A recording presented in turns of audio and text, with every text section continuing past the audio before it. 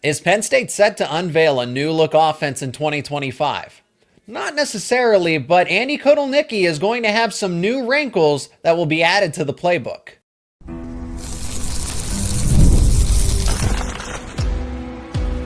You are Locked On Nittany Lions, your daily podcast on the Penn State Nittany Lions. Part of the Locked On Podcast Network, your team every day. You are locked on to Penn State football. Thanks so much for making Locked On Nittany Lions your first listen and watch every single day. My name is Zach Seyko, and I am your host of the show. Today's episode is brought to you by FanDuel. Right now, new FanDuel customers can get $150 in bonus bets if your first $5 bet wins. Going over the offense here, what the core, the base of this offense could and should look like. Are there any depth chart concerns after Drew Allar at the quarterback position? The wide receivers actually get better, and Tyler Warren, Bo Prabula are gone. So what are those specialty gadget formations going to look like if they're even going to be in this version of Penn State's offense? So let's start with the base. How it's not necessarily going to be a new look, but there are going to be new wrinkles that give it a new look, a new feel for this Penn State football team. And that is because of where the running back room is and the offensive line. Andy Kotelnicki is going to play to this team's strengths. And what are this team's strengths? Well, you have a capable, veteran, competent quarterback in Drew Allar, starting for his third consecutive season. That matters.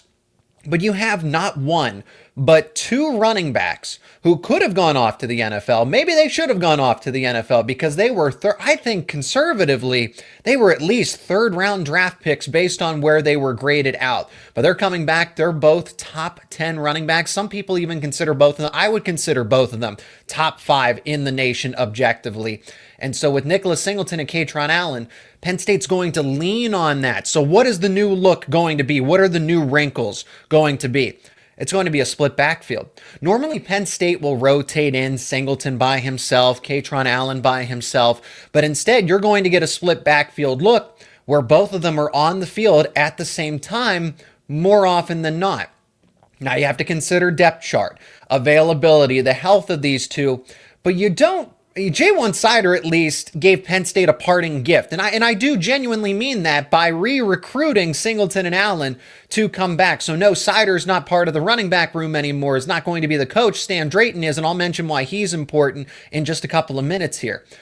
My point is that Singleton and Allen back together give you this core where you can lean on them to get your ground game going, and that's what Penn State wants to do. They want to be a ground and pound team, a run-first team. Yes, you have the quarterback, but when you have some uncertainty at the tight end room, we'll talk about the wide receivers. They've gone up a little bit, but still, you do have some concerns there. But where you don't have concerns are at running back, and that extends to the other parts of the depth chart as well. Because Penn State actually implemented this a season ago, where they had this split backfield and sometimes even went with a wishbone look, where 3 running backs were on the field. So no, it wasn't your traditional fullback, 2 running backs and a fullback, but 3 tailbacks on the field at a given time. This is what Penn State wants to do. Penn State wants to run a split backfield where you have Singleton going one way and Kaytron Allen being the lead blocker, or you reverse it. You fake a handoff to one player, you hand it off to the other, you dump it out in the flat, and then just let them work. Get them the football, create that confusion, that misdirection by having them both on the field at the same time. And then you get a third running back involved. This is where depth matters, because when Cam Wallace got hurt, go back to the West Virginia game in 2024. You can see that Penn State was trying to, hey, let's see how this goes. And you had Singleton, Allen, and Wallace on the field at the same time. Now, Cam Wallace is recovering from his injury and hopefully should be back this season. Don't know. It did look like a severe injury, so I can't speculate any further than that. But now Penn State has the likes of a Quentin Martin, the likes of a Corey Smith, who showed some promise, showed some flashes at time a season ago, and now they're going into their redshirt freshman campaigns. And okay, you just built some depth by giving them necessary experience. Then they go through winter workouts, spring football, and hopefully everybody stays healthy. And then you can throw Tyke Hayes into this mix as well. I know it's just a couple of practices here when it was over the course of the playoff postseason, but Tyke Hayes looks like the real deal as a true freshman. At least he's going to trend in the right direction. So you have 4 different running backs that are capable, that actually, more than just capable, that could actually be a starter at a lot of other programs and could start at Penn State sooner rather than later, but it's because Nicholas Singleton and Kaytron Allen, as 4-year co-starters, they are going into their 4th consecutive seasons starting at Penn State, which is crazy to think. It's so long ago, but they're back, and you're going to want to lean on that. Stan Drayton. Let's talk about Stan Drayton. Running backs coach is important because he's coached this. He's familiar with this. He knows how to lean into a split backfield. We're going to talk about the offensive line too. You can't have a great ground game without possibly the best offensive line in the country. But going back to Stan Drayton, he's done this at Ohio State. He coached Ezekiel Elliott. He coached a running back room that had 2 running backs, a dynamic duo on the football field at the same time pretty frequently. Not a primary package, because you had Ezekiel Elliott. But there was nobody comparable to Ezekiel Elliott at that time. So you leaned on him as that primary workhorse running back. Whereas you can go to Nicholas Singleton or Kaytron Allen. How about both of them? How about Singleton and Allen, and then rotate in a Corey Smith? And that's the thing. If somebody needs a break, you can just sub in. Okay, Kaytron Allen needs a break. Let's put in Corey Smith.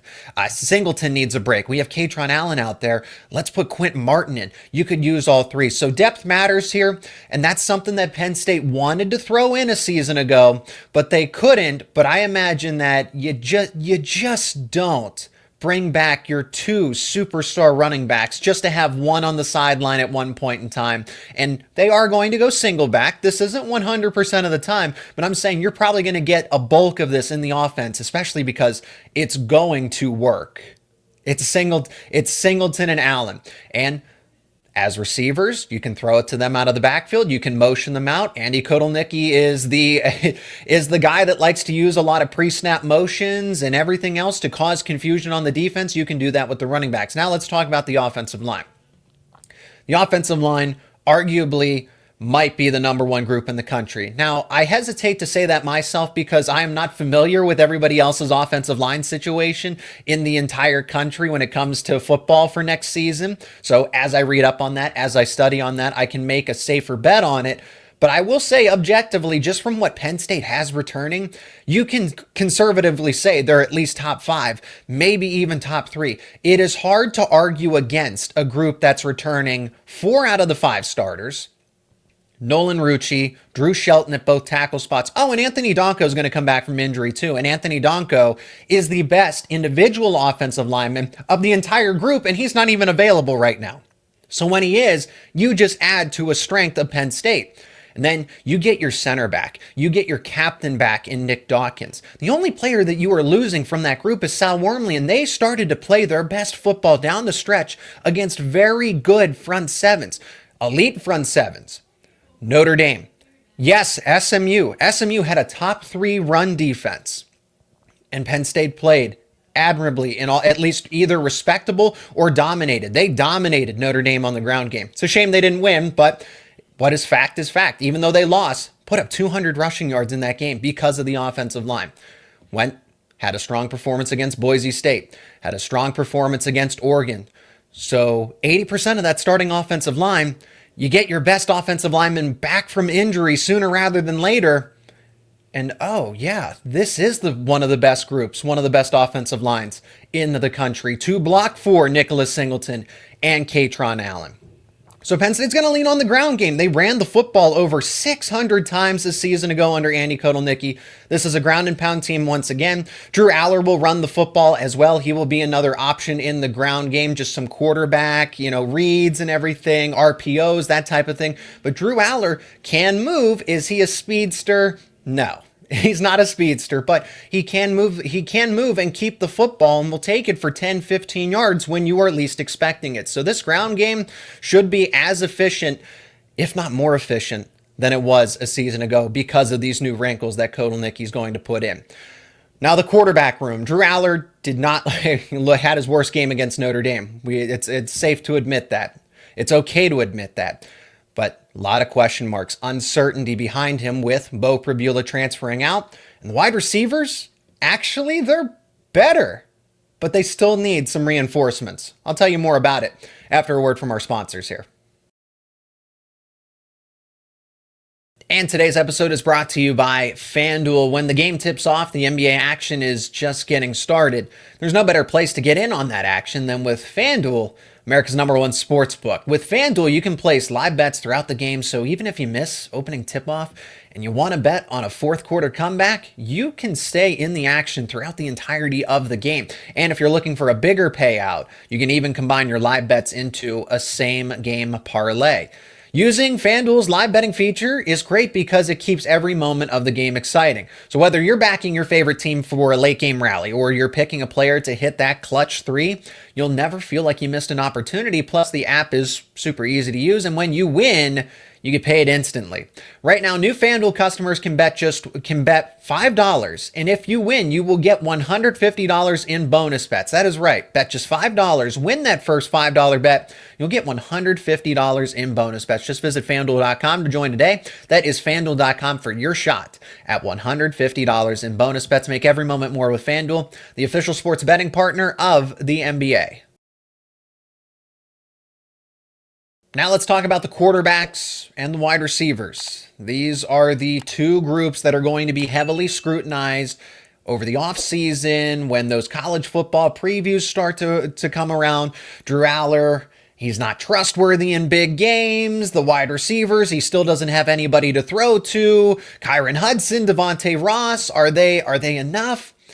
And for what it is worth, the wide receiver room is better, but let's talk about the quarterbacks first, because the quarterback room, led by Drew Allar, I mean, it pays to have a quarterback within the same program for 4 consecutive years. In this day and age of NIL, the transfer portal, you have to compete with the allure of the NFL still. And Drew Allar comes back and he's working his tail off. And I know that's to outside of the Penn State fan base that is listening and watching this podcast, they're going to say, well, I would hope so. And yes, you should hope so. But according to James Franklin, according to word around Penn State, is that Allar has used this game against Notre Dame as motivation to get in the film room, to be training, to be studying even harder than he was before. And I will never doubt Allar's work ethic. It has always been the case that Allar is one of the first players to show up at the training room, whether it is for film, whether it is for a workout, and then go about his day and then go to practice. So you can never have a doubt that Allar is going to have the highest work ethic on the team. He sets the standard for this group, and that's nice because he is a captain. He is a senior veteran now. But to have that fourth-year player back with 3 years, he's going into his third year of starting experience. He's still a fairly young quarterback. Most of these players that are in college athletics right now are 23, 24 years old. Dude's 21, or I think he's turning 21. He might not even be 21 to this point, but that's the thing. This has been a young, inexperienced football player overall. Allar has had his poor moments at times in the big games, Ohio State, Michigan, Notre Dame, but he did bail them out against USC and a close game against Minnesota. He played mistake-free football. Outside of the game, really, I know he didn't perform well against Michigan and Ohio State in 2023. The game that I really only circle as, man, Allar had a bad game. That is one that he needs to throw away or do something with it. Motivation, right? You got to move past Notre Dame. Those other games weren't necessarily his fault, even in the bad spots. But the Notre Dame game, the college football semifinal, yeah, that was brutal. So he's got to move on from it. He's got to learn from it. But the quarterback room overall, so you have Allar, fourth-year player, third-year consecutive starter, second year with a better offensive coordinator that started to tap into that potential. Allar was much better as a junior compared to his sophomore season between Mike Yurcich in his second year and Andy Kotelnicki in his third year. And now you work together again with that coordinator. So you're not learning a new playbook. You're not getting a change in a system, philosophy. And you're getting to work with the coordinator, the coach that is able to resonate with you, just get the best football out of you. So it's nice to have that consistency, that continuity. Quarterbacks behind him. It would really be nice to have Beau Pribula, not at Missouri, back at Penn State, just as a specialty gadget player. And we're going to talk about that in the final segment and just some other things you need to know about this offense heading into the spring football season. So this quarterback room are just unproven. Ethan Grunkemeyer, second-year quarterback, redshirt freshman. He has a lot of potential. James Franklin and this coaching staff and the players have spoken very highly of him. Could he have his own Bo Prabula package? Well, I'll save that for the third segment. But Grunkemeyer is a promising prospect, and he is the heir apparent to the quarterback spot going into 2026. So I like Grunkemeyer as quarterback too, if needed in situations. Hopefully Drew Allar plays a full season, because then after that, it was better. There was more insurance a season ago when you had Allar who could start. You had Bo Prabula who could come in and be a spot starter at quarterback. And you saw they won that game at Wisconsin because of strong quarterback depth and capable veteran experience from Prabula. You don't have that anymore. Grunkemeyer he saw some time in the playoff game, garbage time in that SMU playoff game. But that was it. He was kind of battling some bumps and bruises throughout the season. So he never got that garbage time in football games that would have been immensely invaluable experience for him. But going through a second spring football season, that's going to help him. I trust him to lead a drive or two, but I don't know about spot starts yet. I would need to see some more from Grunkemeyer before I go and declare that, okay, he could start for a few weeks if Allar was unavailable. And hopefully he's not right. I don't want to jinx anything. Broadcaster's jinx. It's a real thing. Now, after Grunkemeyer, that's where the concern lies, because I'd like the depth chart of Allar, Prabula, and then Grunkemeyer is a promising prospect, but he was QB3. Beckham Kritza becomes the presumed QB3, and if he's in a football game, now maybe it's some garbage time, but if he has to lead the offense, he is a developmental prospect, and I don't think he's ready at this point in time. He has all the potential in the world. If he trains, he studies, and goes through, he's enrolled early. But I would not trust Kritza at this point as a true freshman.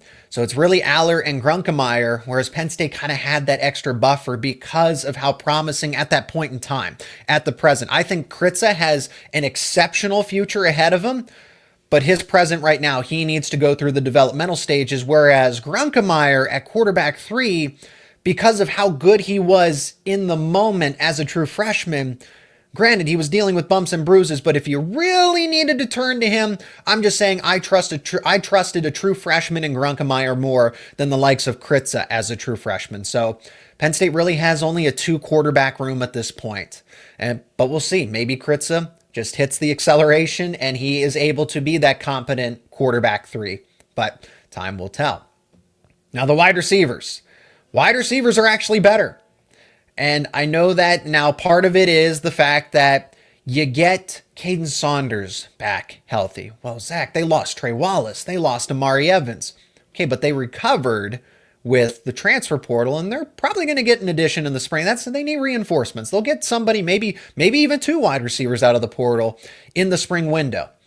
But Devonte Ross gives you an element, gives Andy Kotelnicki another way to make the offense dynamic with that speed element. So then we talk about how strong the ground game is. Well, Devonte Ross can hurt you over the top with that speed, draw those safeties, and then it allows Singleton and Allen a little more room to work with. Kyron Hudson. Well, Hudson's unproven. Look at his stats. He was the 4th receiver option at USC. There were just a lot of receivers to throw to at USC. They just had that was a 4 wide receiver set. And Miller Moss and Mayava, the backup quarterback, they'd spread the football around. So Kyron Hudson, when he has the workload, when he has more of a condensed workload, when the volume goes to him, I think he's going to be able to handle it. So Hudson's your number 1 wide receiver. Devonte Ross gives you that speed element and just a little more of I think he's a more polished player than Amari Evans. Okay, because that's the comparability. That's the comparison, is that this is a better version of Amari Evans. Then Tyser Denmark is on the right track. You get Caden Saunders back from injury. That's another veteran receiver. I imagine Liam Clifford's going to get better. He dealt with some bumps and bruises throughout the season in his own right. So this wide receiver room has nowhere to go but up. Marcus Hagans does bring in a strong freshman group. I don't think a freshman group that will make an impact right away, but maybe towards the end of the season, one of those 2 guys could break into the depth chart and be somebody that's at least in the rotation. But Kyron Hudson, Devonte Ross, I think, are upgrades compared to Trey Wallace and Amari Evans. And then you have that veteran experience between the four of them that I named: Clifford, Saunders, Hudson, and Ross. All of those guys have played a lot of college football, and that's going to go a long way for a freshman group that definitely needs the experience, the coaching, and the player coaching as well. So I like where this wide receiver room is, but part of it is also expectations have been so low for this group that they have nowhere to go but up. Now let's talk about those gadget specialty formations. No Tyler Warren, no Bo Pribula. What could that look like if there's even going to be anything? Well, I kind of hinted at it with Grunkemeyer. We'll also talk about the remaining elements of this offense, including tight end, because Tyler Warren was a superstar and accounted for what felt like almost 90% of the passing production. We'll talk about it more on the other side of this break.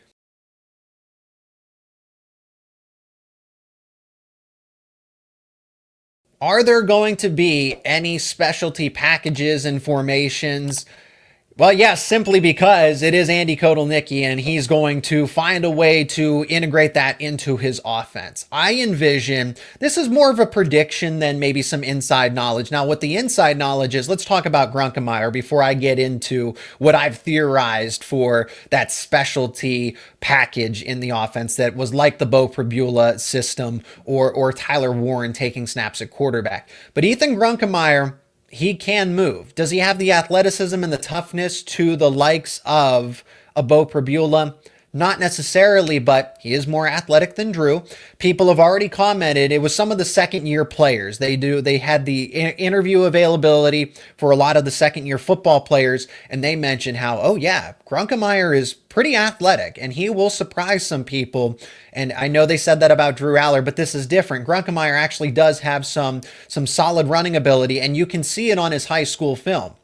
So will he be Bo Pribula 2.0? I don't think so, but you can definitely run some two quarterback systems and rely on Grunkemeyer's legs, at least somewhat.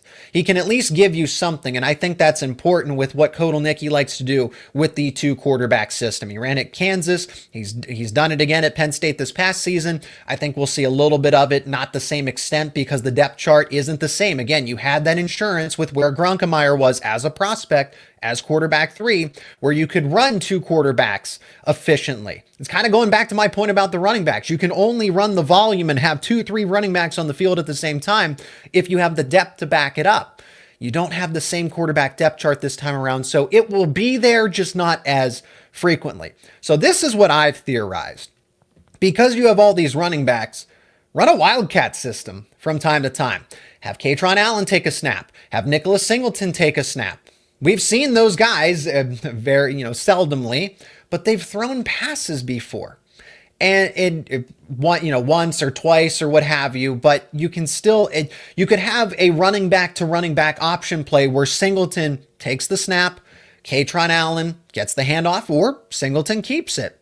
Or they run a quarterback option of a running back wildcat option of some sort where they head to the right, and then Singleton can either cut it upfield, or Allen, you just pitch it out to him, you lateral it to him, and then you're still able to get some more yardage. Andy Kotelnicki is just so creative. So just because Bo Pribula and Tyler Warren aren't there doesn't mean they can't get creative with the players that they do presently have.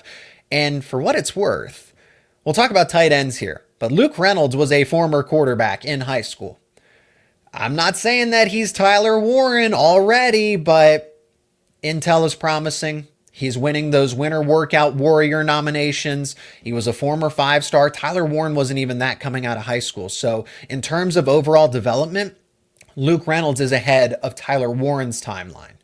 I'm not saying as a second-year player, as a sophomore, that Luke Reynolds is going to be the redshirt senior version of Tyler Warren, but he's going to give you something. And because of that former quarterback experience, maybe they do use him instead of a Tyler Warren package, it's a Luke Reynolds package. So the last part of this offense that I haven't discussed, I'm hit on quarterback, running back, offensive line, wide receivers, tight ends. Luke Reynolds has to be I can't say superstar, but he's got to be one of the focal points in the offense of the passing game because wide receiver is a question mark. Even though it is better, doesn't mean it's going to be this strong asset. Luke Reynolds has to be a guy that's going to have a heavy workload in the offense, and you need him to break out sooner rather than later. I would put him at the top of my if I'm naming 5 breakout players for Penn State, Luke Reynolds has to be at the top, just by volume and responsibility, and he's on the right developmental track. You still have Khalil Dinkins. Andrew Rappleyea is going to come back. Oh, and Penn State also recruited 3 quality tight ends in this class of 2025. Who's to say that Andrew Olish can't get involved in the offense sooner rather than later? Maybe it's one of the other tight end recruits in Brian Kortovich or a Matt Henderson. Now, I don't want to put all that pressure and expectations on those guys. Tight end typically, unless you are a previous 5-star, and Andrew Olish was pretty close. This is one of the top prospects coming out of Pennsylvania. If I had to pick any of the 3, I think Kortovich and Henderson are going to go through a redshirt season, add some weight, but Olish, I do think, is college ready and could be on that same similar timeline to a Luke Reynolds. And now you have, so that's another wrinkle that I should have thrown in at the top, where Penn State's going to run 3 tight end sets because you have Reynolds, Dinkins, eventually Rappleyea, and even an Andrew Olish. So we'll see how it all plays out there. But tight end room, yes, they're losing Tyler Warren, but as time goes on, Luke Reynolds is only going to get better. Andrew Olish is only going to get better. Khalil Dinkins is a very strong veteran player that is not just, don't think of him, he's not just an afterthought. He's a player that can block. He's played a lot of college football. We've seen him as that one of those receiving options that wasn't frequently called upon, but he was there. Drew Allar does trust him. So envision this offense of where you have Singleton and Allen. You have, we'll see how Andrew Rappleyea recovers from his injury. Luke Reynolds, Khalil Dinkins as a 2 tight end set. You're going to see a lot of 22 personnel. 2 running backs, 2 tight ends, and then Devonte Ross and Kyron Hudson on the outside. There's some variation of it. And it's going to be an offense that does look different. It's not necessarily a new look per se, but those wrinkles are going to get Penn State to the same objective. Use play action, use misdirection, confuse the defense, and play to your strengths and run the football. Teams that typically run the football are the ones that are winning. And that's what matters most. Whatever gets Penn State closest to its potential, to the best version of itself, to a national title, Penn State's going to play to its strengths. That's going to do it for this edition of Locked On Nittany Lions. As always, if you have a thought, let me know down in the comments section. Really appreciate each and every one of you for checking out this show. If you are new to the show, subscribe to the YouTube channel and wherever you get your podcasts for the latest around Penn State football, Penn State wrestling, Penn State basketball. We talk about all your favorite Penn State sports teams right here, where it is your team every day, here on Locked On Nittany Lions. And again, thank you so much for making Locked On Nittany Lions your first listen and watch every single day. For your second listen and watch, got to check out Locked On Big Ten with host Craig Sheeman. Craig puts the Big Ten first, covering all 18 teams in depth, including Penn State, and that's why it's called Locked On Big Ten. It's available on YouTube and wherever you get your podcasts, and it is part of the Locked On Podcast Network, where it is your team every day.